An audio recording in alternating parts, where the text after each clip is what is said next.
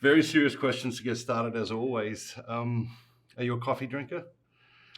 You know, I shouldn't answer it this way, but most people prefer I don't have coffee because I I have enough energy, and they're like, "No, don't give her caffeine." Oh, So I love the taste of coffee, but I am, and it's a decaf coffee typically. now, what would happen if you were mistakenly or purposely given regular coffee? What does that look like? Well, honestly, I might have to run to the bathroom pretty quick, so that's just the truth of it. But yeah, my I don't know if you call it hyperactivity Yeah. and hyper communication just kind of goes up a notch, and people are like, "I haven't even had my cup yet. Could you just chill?" Now, do you drink decaf all day, or is it a morning thing, or what does that look like? Typically, one cup of coffee is fine, and I do it more for the flavor than I Okay. do for anything. I don't need the caffeine. Okay. Very good. What about favorite food? That is a really tough one because I love food, and I keep trying to tell myself I love healthy food to try to plant that positive seed. But gosh, pizza's pretty dang good. I Yeah. like pizza. Favorite brand of pizza? Oh, now you're putting me on the spot A because I come restaurant? from the franchising world, so I Yeah. better stick with a local. You better stick with a local. Hmm. I won't My put. husband's pizza on the green egg. There you go. There you go. Very good. What about favorite movie?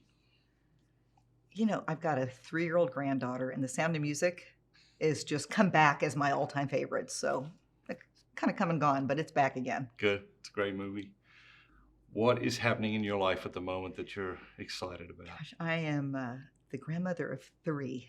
So I know you've got a young family, but now I'm the grandmother of I've got a 3-year-old granddaughter, Millie, almost 2-year-old grandson, Ryder, and a 15, 16-month-old granddaughter, Della Sophia.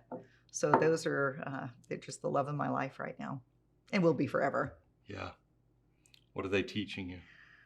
Oh, to enjoy life. Yeah. Really the things that they pay attention to is amazing. And they also are teaching me to be a better listener. In fact, my little Della, I can be holding her, the 15-month-old, and have not really engaged in the conversation she's having with me when she can't even really speak yet. She will move my face to look at her. So it's just amazing, just being engaged in who you're with and hearing the birds and noticing the sun, paying attention to the flowers and stopping and smelling them. I could go on and on. Just grandkids are incredible. It's fantastic. Tell us about childhood. Where did you grow up? What was your childhood like? Yeah, so come from a family of 6, a Catholic mother and a father. Um, most of my siblings were born in New York, so just outside of the city, and I was actually born in Connecticut. So I was the third. I'm the third. So there's Donna, Debbie, Dina, Donald, Darren, and Doug. So all D's. My dad's Don, and he likes the whole D thing. So raised in a very Catholic family. My mother was the one who really took the responsibility, though, of making sure that we went to mass on Sundays because my father was providing for us and worked a lot, traveled a lot. Was in the entertainment business initially, so that was a tough business to be in, raising six kids. CCE and all the right things. My mother made sure we attended as children growing up.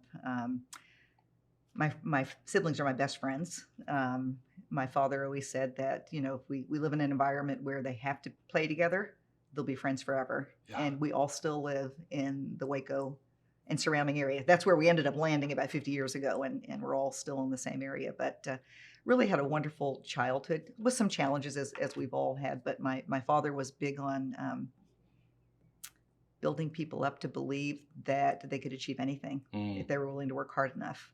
So he always taught me that, whatever the mind can conceive and believe it can achieve, and put me in front of the greats, whether it was people like in the old days, Robert Schuller, possibility thinking, just lots of Paul Meyer with SMI, Success Motivation Institute. He would pay me an allowance, in fact, Matthew, in late elementary school and junior high. If you'll listen to this, and it was on the old tape recorders, if you listen to this tape 6 times, you can answer my questions, I'll bump up your allowance. Wow. I'm thinking, this is so stupid. This stuff is so stupid. But yeah, I'll listen to it and I'll take the extra allowance. So, I'd listen to it. That repetition is the mother of skill, is, what we learned later on. And boy, those seeds he planted at an early age really have benefited me, continue to benefit me today. So really, I was encouraged by my father. He didn't spend a lot of time with us when we were young, but he said I had a lot to offer them when I can put them to work. So I went to work at the age of 12, worked at a car wash. On the front line, I had to pump the gas and sell the polish waxes and the detail jobs because he wanted me to learn sales early on. I wanted to be on the back of the line with the cute boys, doing the detail work and getting some exercise, but he wouldn't hear of it. And we worked, all of my siblings and I worked in his businesses. He was always very entrepreneurial. So on Saturday mornings, I wasn't, going to hang out with my friends and sleep in late. It was, be at the car wash at 8 o'clock and get started. So I didn't always like him very much, but I loved him. But, he was tough on us kids at an early age, but taught us work ethic that has served me well. Yeah. What instigated the move from the East Coast to Texas? Yeah, so he was in the entertainment industry, as I stated. He had a nightclub on Huntington, Long Island, and ended up being the manager of the band Steam that produced the hit record Na Na Na Na. Everybody knows that song, Yes, right? they do. It's still played at the football games or Wow. chanted at the football games. So he kind of made it big there and decided to follow the industry out to California. So he moved our family to Thousand Oaks, outside of the Hollywood area, and quickly learned that raising your kids during the late 60s, early 70s in that area probably wasn't a good idea, and got out of the entertainment business and got involved in Success Motivation Institute. So became a distributor. Okay. And then from there to Waco, because he did so well that Paul Meyer, the founder of that company, invited him to be VP at one of his companies, the Leadership Management Institute company. And so when you get moved from California to Texas, you were how old? Going into 4th grade. And how did you feel about that? I was kind of excited thinking about, we're going to be in chuck wagons and lots of cowboys and tumbleweed. And it wasn't quite like that. We did live on a dirt road initially. So I had my brothers and sisters. So it wasn't a tough transition for me.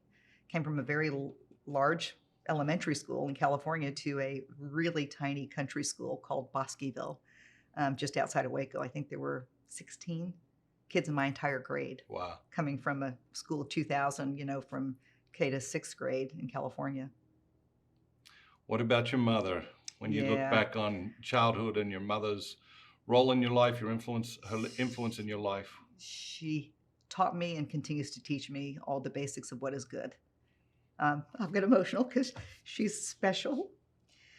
So even the little things, please and thank you. As kids, she taught all of us how to say please and thank you to everybody, and to appreciate people, respect them, show everybody, dignity. And today she's still at 87 with dementia, still teaches amazing lessons.